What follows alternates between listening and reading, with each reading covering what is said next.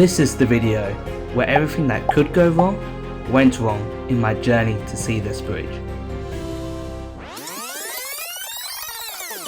The Golden Hands Bridge is an iconic tourist location in the mountains of central Vietnam. You can find many photos and videos of the bridge dotted throughout social media, and in part 3 of my Southeast Asia trip, I went on a day trip from Da Nang to see this spectacular bridge.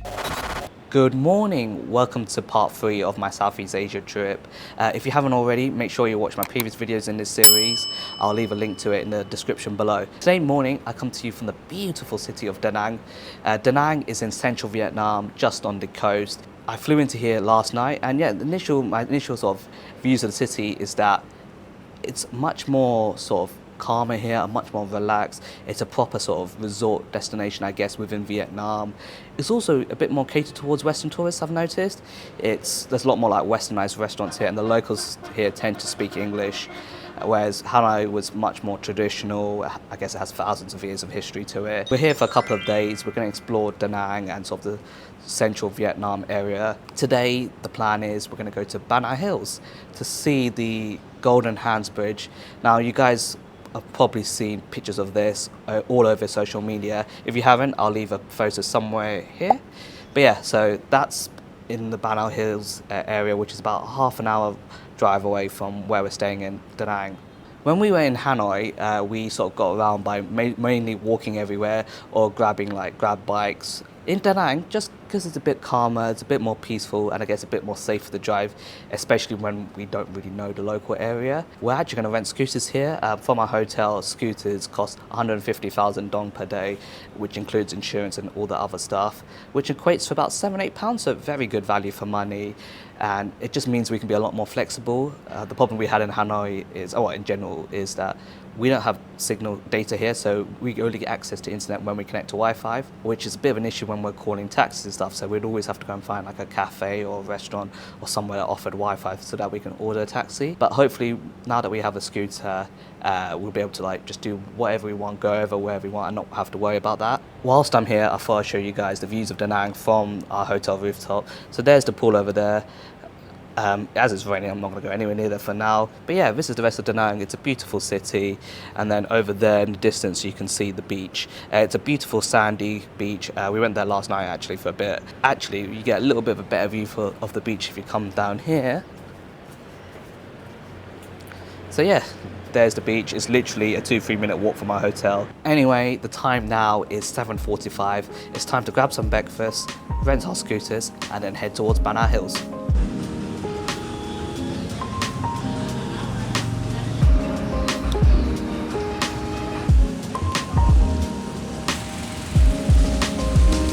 You know how I said getting motorbikes would give us extra flexibility?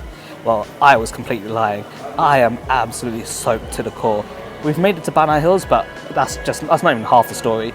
We left our hotel about 9 AM, and it was supposed to be a 40-minute to an hour ride to get to Ban Hills. The time is now 1:30. It took us 5 hours to get here on our motorbikes in this absolutely horrific weather. So it took us 5 hours because we got lost multiple times. We ended up on a road that wasn't even really a road. It's still in the midst of being constructed. It was basically like a mud bath. There was water flowing all over the place.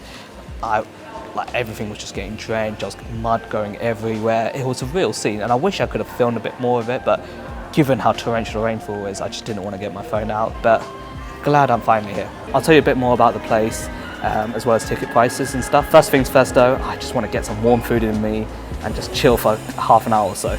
So it turns out that you have to get the cable car to go up to the food courts. So I thought I might as well explain to you a bit about what Ban Hills is. Ban Hills is essentially a resort. There's a few different aspects to resorts. There's a golf course, a theme park, as well as the famous Golden Hand Bridge, which is primarily the reason I'm here. So to get to the resort, you have to go up a cable car. Usually you can buy your tickets online, or you can come into the resort and do it in person.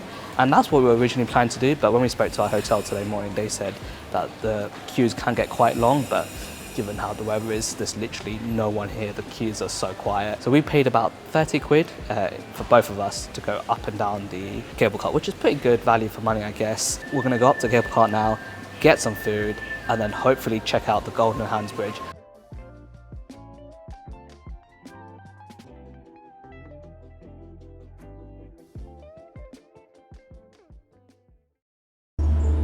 One of the advantages to the one being so horrendous is that we get a cable car to ourselves. Usually this would be filled with like 8 people to the brim, but we had no queue, and yeah.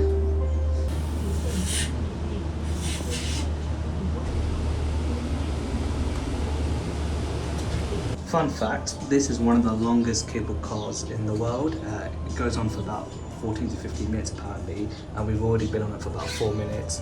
And yeah, it's pretty high up. Well, I don't know if you guys can see properly, yeah, we're pretty high up. A slight update on the cable car. We're still on it, but now we can't see anything. We're completely surrounded in the clouds.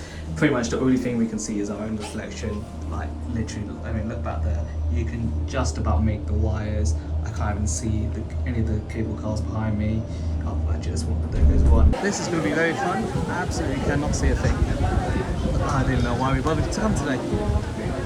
Absolutely pointless. Just finished having lunch, and the cloud cover is just insane. The weather's definitely got worse.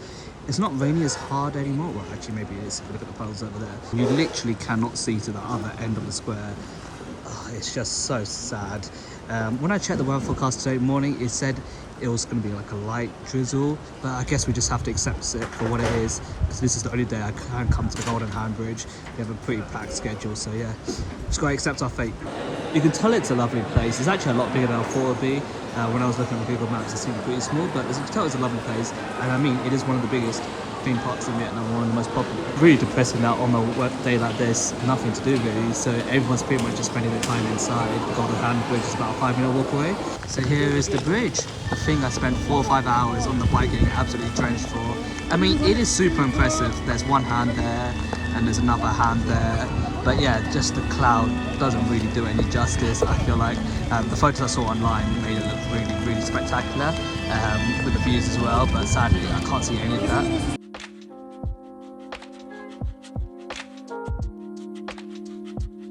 Just walked to the other end of the bridge. It leads to sort of this French garden, which you can see the start of here, which is supposed to be very pretty, very beautiful. However, given the appalling weather conditions, I don't see the point of seeing it. So we're just going to head back inside and then head back down to the sort of the main station.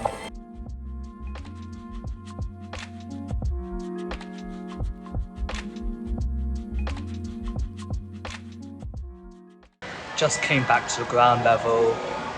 We actually spoke to one of the locals who works at the resort, who came in the cable car back with us, and he was saying that the cable car actually goes up to a distance of 1,500 meters, which is pretty much taller than most mountains in the UK. And he was saying like it often does get quite cloudy given how high up the resort is, which I guess isn't too much of a surprise, but still he was saying like today's cloud was one of the worst he's seen in a while. And yeah, just unfortunately it had to be the day I was visiting. But yeah, you can see like the resort does have a lot of potential. I can imagine it's quite a fun day out, especially when you have like little kids. But unfortunately, I just couldn't see that today. And sadly, I couldn't really see the Golden Hand Bridge properly either. Apologies, this video hasn't been that informative or that attractive. I was hoping to show you guys a lot more of the resort and Banana Hills in general. I hope you guys have enjoyed this regardless. Make sure you subscribe, like, do all that stuff. Make sure you watch the rest of the Southeast Asian trip videos I've posted so far and the ones that are due to come. Anyway, I hope you guys are doing well, stay safe, and as always, I'll see you guys in the next one.